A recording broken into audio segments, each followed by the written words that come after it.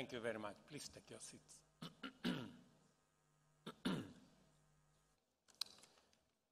Your Excellency, Denis Sassou Nguesso, President of the Republic of Congo. Your Excellency, Emmerson Mnangagwa, President of the Republic of Zimbabwe. Your Excellency, Paul Kagame, President of the Republic of Rwanda. Your Excellency, Hassan Sheikh Mohammed, President of the Republic of Somalia. Your Excellency, Mohammed Yunus Memfi, President of the Presidential Council of Libya. Your Excellency, Mohammed Musa Faki Mahamat, Chair of the Africa Union Commission. Your Excellency, Evangelist Akiwumi Adesina, President of the Africa Development Bank. Your Excellency, former President Joaquim Chissano of Mozambique. Your Excellencies, Vice Presidents, Prime Ministers, representatives of heads of state, Your Excellency, Governor of Nairobi, Johnson Sakaja, Madam Martha Koome, Chief Justice and President of the Supreme Court of the Republic of Kenya, Excellencies, Ministers, Honorable Governors, ladies and gentlemen, I am delighted and privileged to preside over the opening session of the 59th Annual Summit of the Africa Development Bank Group.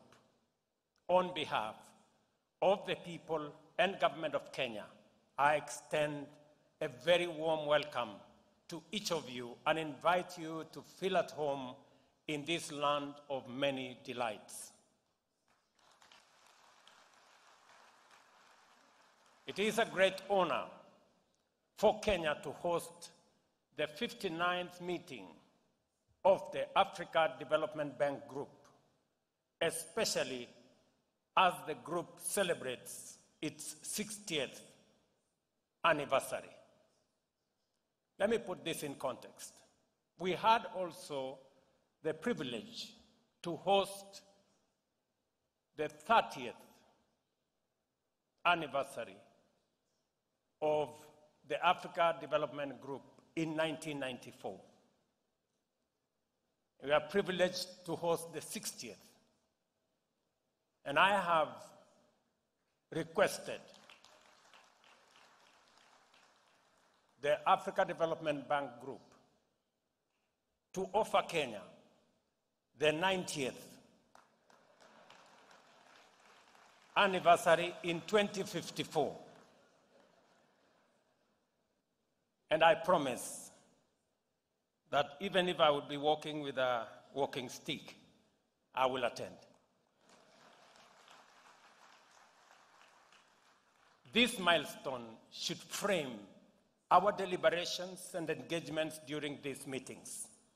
We are gathered here to reflect on the progress of our continent that has made in realizing the founding vision of this institution, the Africa Development Bank.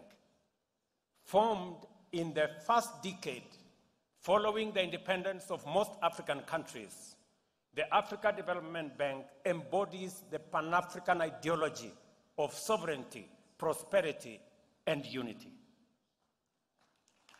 As a matter of fact, one of the founding communiques of this institution clearly declares the determination of African nations to use all our resources to lead all African countries to independence and achieve the development and prosperity of the continent in unity. That was done 60 years ago. And over 6 decades, the group, like the continent, has not only survived many crises and challenges, but has also grown stronger and achieved much in supporting economic growth and stability in our continent. It has become Africa's premier development financing institution.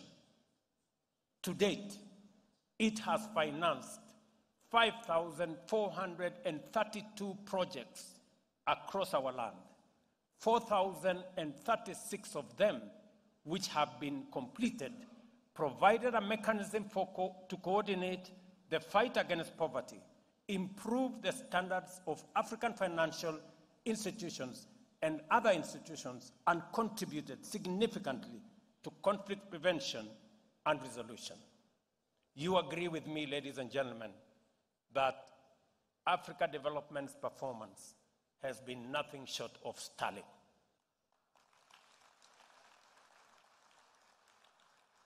I think they deserve a better round of applause.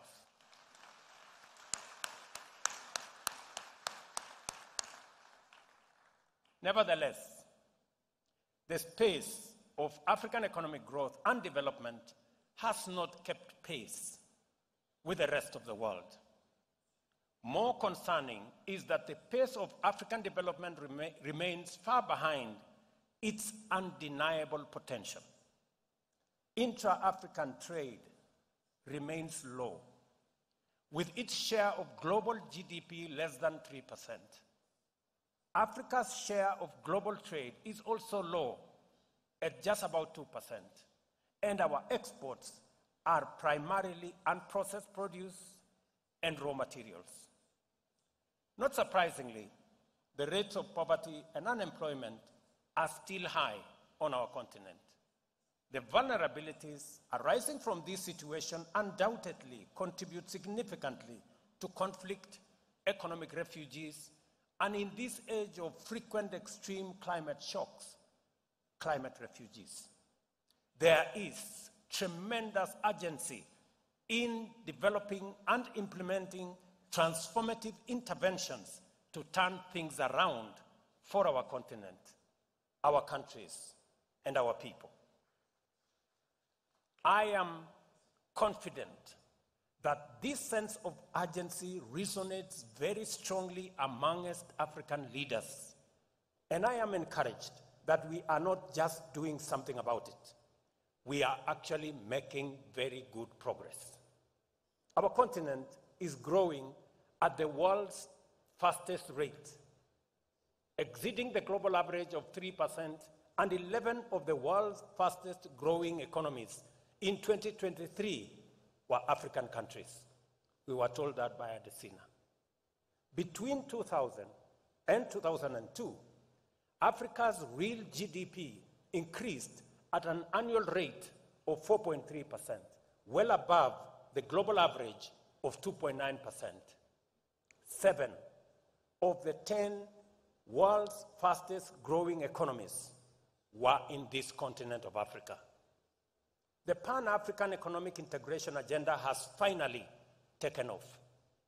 Our regional economic blocs are vibrant and effective, while the African Continental Free Trade Area has come into effect and already made a huge impact. Although much remains to be accomplished before intra-Africa trade is smooth across borders, the data indicates strong positive movement following the launch of the Guided Trading Initiative. As we look into the future, with this optimism, we are also cognizant of the immediate challenges we must confront and overcome. Africa faces multiple serious challenges, including geopolitical risks, the broader effects of armed conflict, the COVID-19 pandemic and its effect, disruptions in the global supply chains, and persistent extreme weather due to climate change and macroeconomic instability. To compound this crisis, the economies of the continent continue to bear the burden of rising costs of servicing huge national debts, caused in part by high global interest rates and, of course, external shocks. I am, however, confident that the strong positive response by African leaders and nations to the Africa Union Agenda 2063 signals our collective intent to undertake radical transformation of African economies, achieve sustainable development goals, and unite our people in prosperity. We have what it takes to succeed, and current activities show movement in an encouraging direction. To achieve this transformation, a consistent commitment of substantial resources is required to invest in infrastructure, industrial capacity to deliver rapid growth. However, we face the rigid barrier of global financial architecture that is fundamentally misaligned with our aspirations. We routinely borrow from international markets at rates far above those paid by the rest of the world, often up to 8 or 10 times more. These rates are said to factor in something arbitrary called risk profile that is notably not applied when considering mineral extraction, even in areas of active conflict.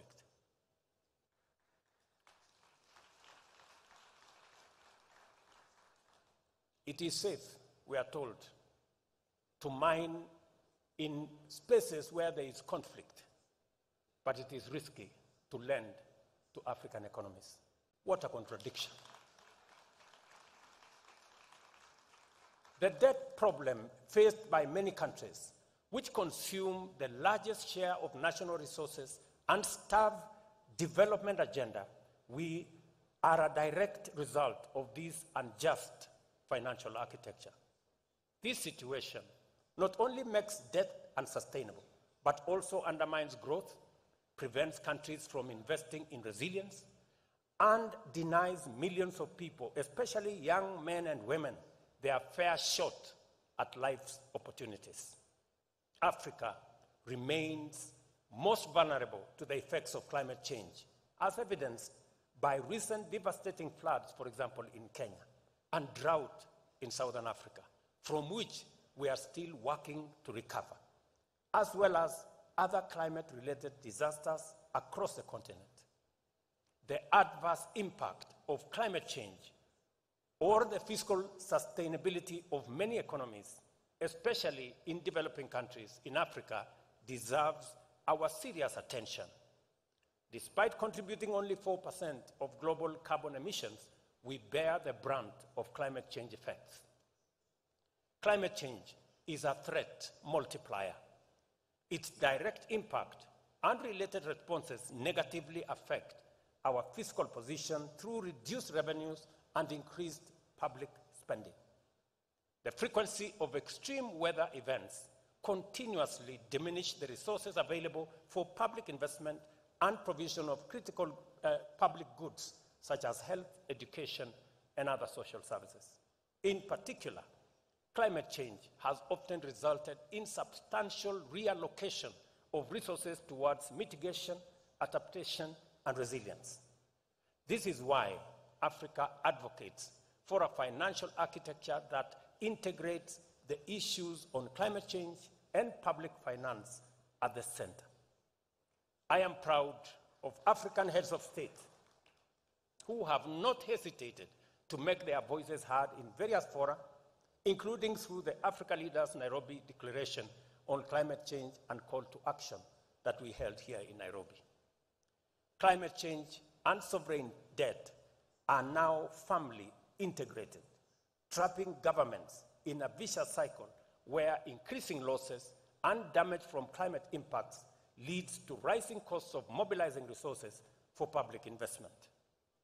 With such high financing costs and constrained government budgets, developing countries continue to struggle investing in low carbon and climate resilient development.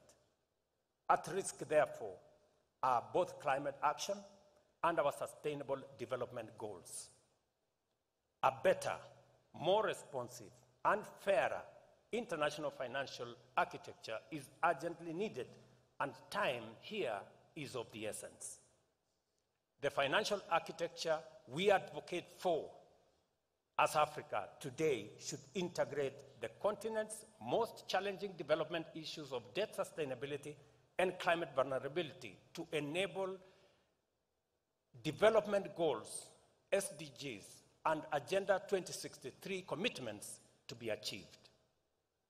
I am encouraged by Africa Development Bank's vision for the continent, underpinned by the high fives strategies and the objectives of the newly adopted 2024-2033 10-year strategy, which provide important foundations for these critical continental objectives. Let me agree with my brother, President Adesina,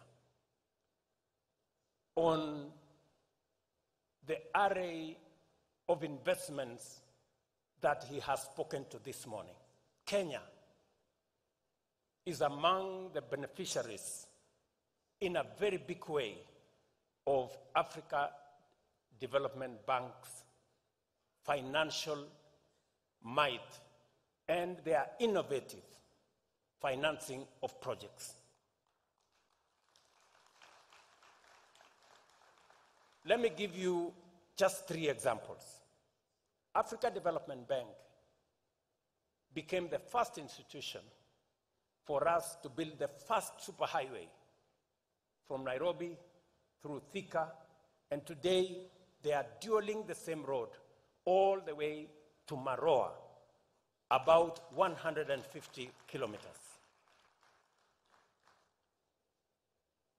Africa Development Bank worked with us to provide water and sanitation in 28 towns and cities in Kenya that today all of them are complete.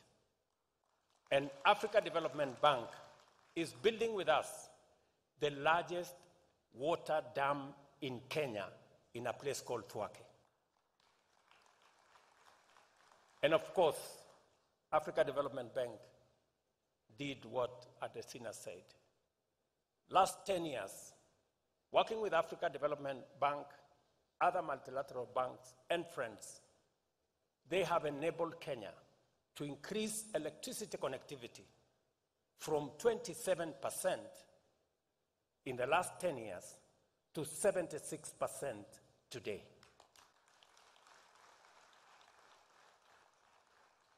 We have been clear and consistent in our advocacy.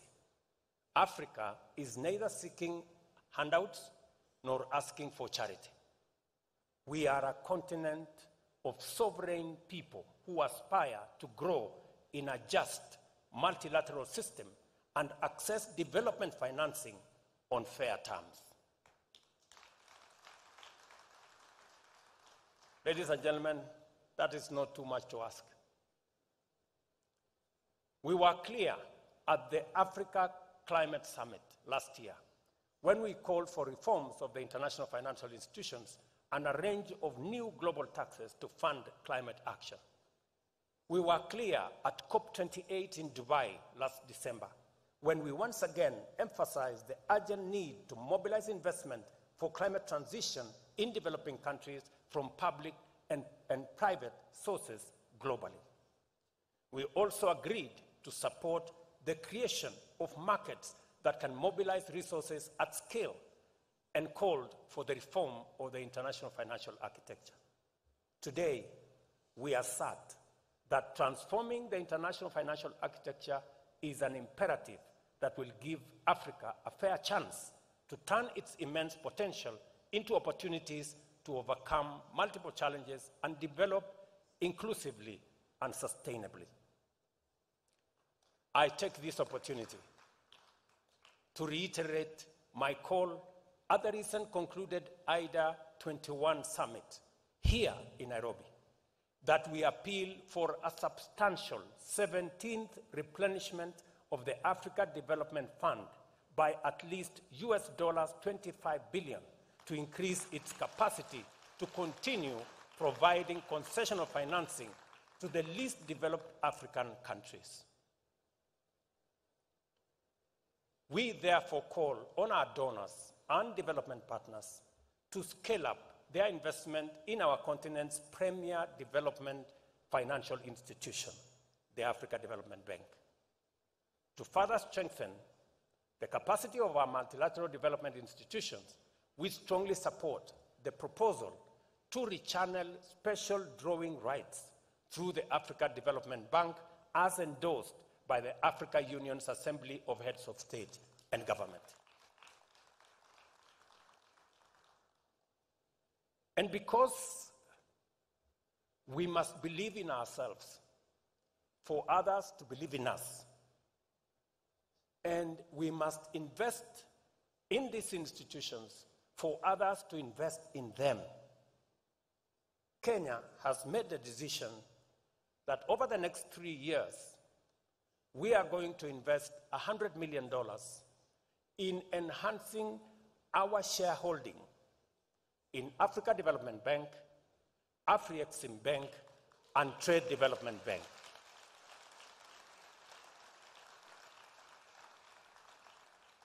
We have already made the investment in Afri-Exim Bank. I will be discussing with my brother at the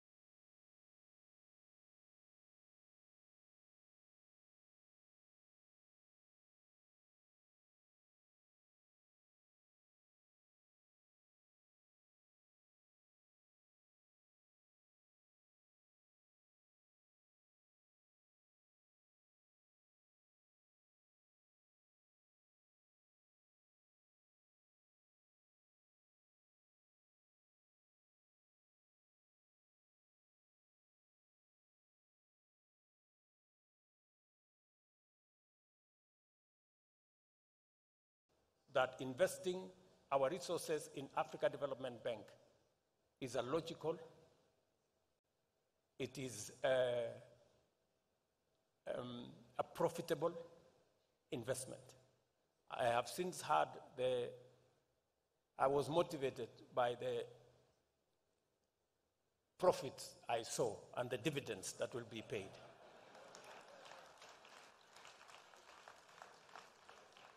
And I think it's a very worthwhile investment. I want to encourage public and private entities, given the glaring shortcomings of the current climate financing ecosystem, we need to fundamentally reconfigure prevailing financing patterns and adopt more innovative financing structures that eliminate access barriers. I commend the Africa Development Bank Group for developing innovative financial instruments tailored to our continent's unique needs. These instruments are more ambitious in financing and our significant development projects, including heavy investments in smart agriculture and clean energy generation. However, more financial resources need to be channeled towards climate adaptation in Africa. At my last meeting with President Adesina, we were discussing them extending our water program, which we started with the Africa Development Bank, to phase 3, where we are discussing now a $400 million facility with the African Development Bank for water harvesting, water storage, and irrigation that will support Kenya's food security, especially in the context of the effects of climate change. Ladies and gentlemen, at this juncture, I wish to underscore the critical role of the Africa Development Group's annual meetings in advancing progressive discourse, structured dialogue, and knowledge events. These engagements provide an opportunity for collective deliberation and facilitate the dissemination of relevant knowledge among high-level decision makers in Africa from different sectors, including government leaders, academics, and the private sector, among other key players. The 59th annual meeting takes place at an important juncture in our continent's developmental history. I am confident that all of us gathered here are able, willing, and ready to apply ourselves accordingly and do justice to our common agenda of taking Africa to the next phase of transformation through constructive deliberations. Let me say this finally. My colleagues, the heads of state and government in Africa, asked me to take over the baton from my senior, President Paul Kagame, on reform of institutions of the African Union. It is an assignment I intend to work on with the support of my colleagues, to align it with aspirations of today, and so that we can support more financial institutions like the Africa Development Bank and all the other continental institutions to support Africa's development and progress. As I take over the assignment from President Kagame, let me make 4 points on that reform. Number one, we will be proposing that the Africa Union Commission, the executive, be given sufficient power to be able to prosecute Africa's economic diplomacy so that we can unlock the potential of our continent, so that we can showcase the assets that we have, our mineral assets, our agricultural development assets, our human capital assets, our natural resources assets, and use them to create investment opportunities so that we turn our potential into opportunity and opportunity into investment and create a better Africa for all of us. Number two, to make Africa Union a fit-for-purpose organization to take charge of the consolidation of the African market through the Africa Continental Free Trade Area. Today, in Africa, intra-Africa trade is only 15%. Intra-Asian trade is 60%. Intra-European trade is 70%. Intra-Africa trade is 15%. We are struggling, looking for markets everywhere except in our continent. We must believe in ourselves. We must first sell to the market that we have in our continent. It is the silver bullet. And it is what is going to increase the contribution of trade from Africa from 2% to the next level. Number three, we must make Africa Union fit for purpose to secure this continent. The Africa Union must take charge of our peace, security, and stability. The Africa Union must make us solve the problems of conflict and war in our continent. We cannot progress as a continent if there is war in Sudan, there is trouble in Somalia, there is problems in DRC, there is problems in the Sahel. We must take charge of our security. We must take charge of our stability, and Africa Union must step forward to be counted to provide that cover. And finally, the Africa Union must work with us to close the infrastructure gap. We will be proposing 4 assignments. The African Union was initially a liberation movement. We must repurpose it. We must re-engineer it so that it addresses the challenges of the moment. We will also be making a proposal to have a much more accountable African Union. Today, the Pan-African Parliament has no connection to the African Union executive. We are proposing that we are going to reduce the size of the Pan-African Parliament to make it much more cost-effective from 275 members to 100 members. 1 woman, 1 man from every country. And make it a full-time organization. Let it approve the budget of the African Union. Today, the budget of the African Union is approved by people who are not people's representatives. We want the people of Africa to take charge of this continent. And finally, we must bring about the Africa Court of Justice so that we can sort out our issues. We don't want any African to be dragged to courts elsewhere to sort out our issues.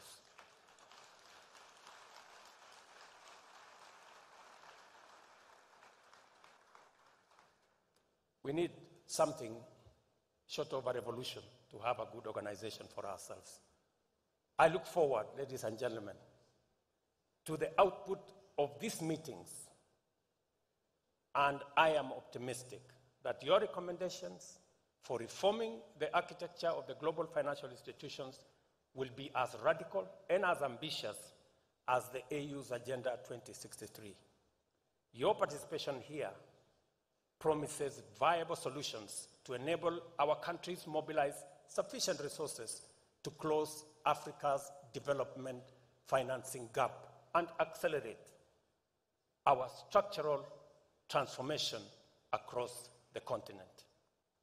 Ladies and gentlemen, the 59th annual meeting of the Africa Development Bank Group is now officially opened. I thank you.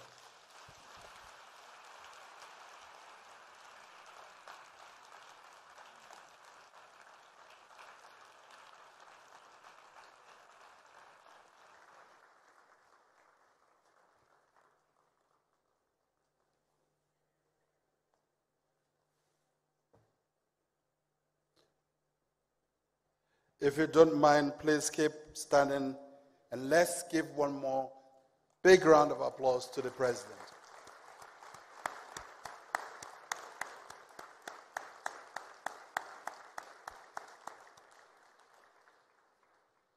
You may be seated. Now there's a challenge between President Ruto and President Adesina as to who is more passionate evangelist. Ladies and gentlemen, Excellencies, with that strong and inspiring address, we have come to the end of the opening ceremony, and we will now transition to the Presidential Dialogue, Africa's Transformation, the African Development Bank Group, and the